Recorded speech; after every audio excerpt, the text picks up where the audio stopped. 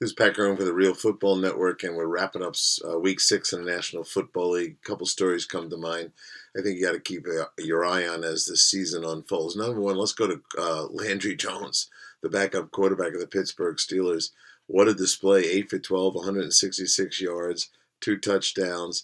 He's going to be a free agent in 2017. Don't think this game won't go a long way to convince some clubs to put radar on this guy and stay on top of it. You're going to see more and more of these young quarterbacks that get some minimal opportunity when they start to come free, that they might be better value than a draft pick.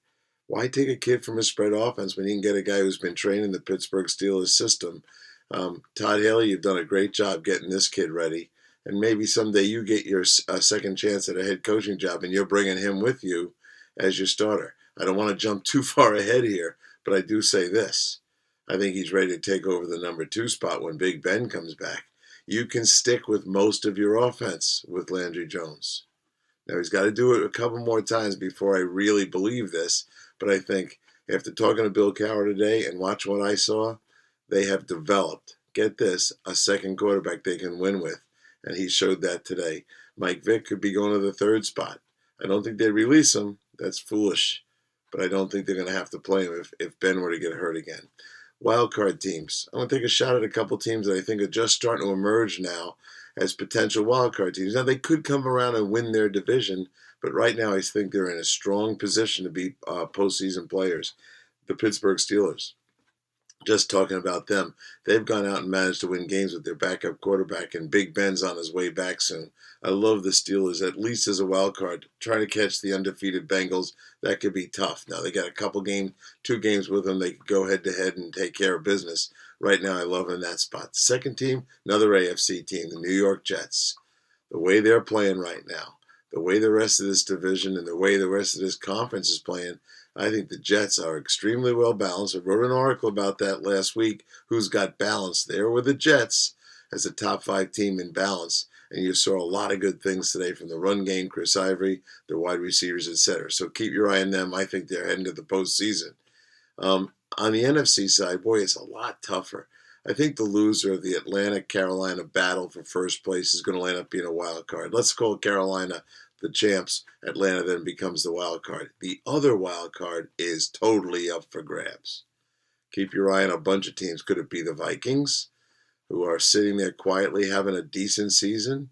Could it be someone from the NFC East? And we have thought all along that that would not happen, but maybe it will happen.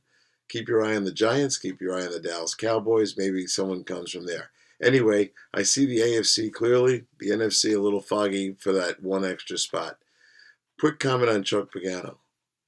The owner of the Indianapolis Colts better realize what a great coach he has on his hands. And I know that was a stupid play that they tried to gimmick and it backfired, but watch how they play for this guy. Chuck Pagano needs a contract extension. Next subject, the 400 Club. Teams and the quarterbacks specifically throwing for 400 or more yards. We had over 500 from Phillip Rivers today. Last year we had one player all year that threw for 500. Most years we have 1 or 2. We're not even at the halfway mark. We've had one already from Rivers. We had 2 others in the 400s today, Stafford and Carson Palmer. As of now, we have 1 game to go on Monday night. We have 7 times hit the 400 mark or higher. How unique is that? Last year we had 11 the whole year. We're on pace for a lot more than that. We're on pace for about 19 of them. If you looked at the NFL over the last 3 years, we averaged 16 400-yard games a year. We're going to break that little average right there. You want to know why? Great receivers all over the place, a willingness to throw the ball in all kinds of situations, the bubble screen business, which are all completions, the check down game, the regular inside screen game to the backs, all that's adding up to 400 yards of passing because people are pretty good after the catch. And remember, we haven't had Ben Roethlisberger or Tony Romo, so I expect things to start to pick up even more. Could we get to 20 400-yard passing days? That would be interesting. It happened once before recently, but typically we're not getting to that point. All kinds of interesting trends, in my mind, going on in the National Football League. If you have some ideas, some comments, please let us know what they are. We can talk about them. I'll be back tomorrow. I got a couple of really interesting plays I want to diagram for you. This is Pat Kerwin from the Real Football Network.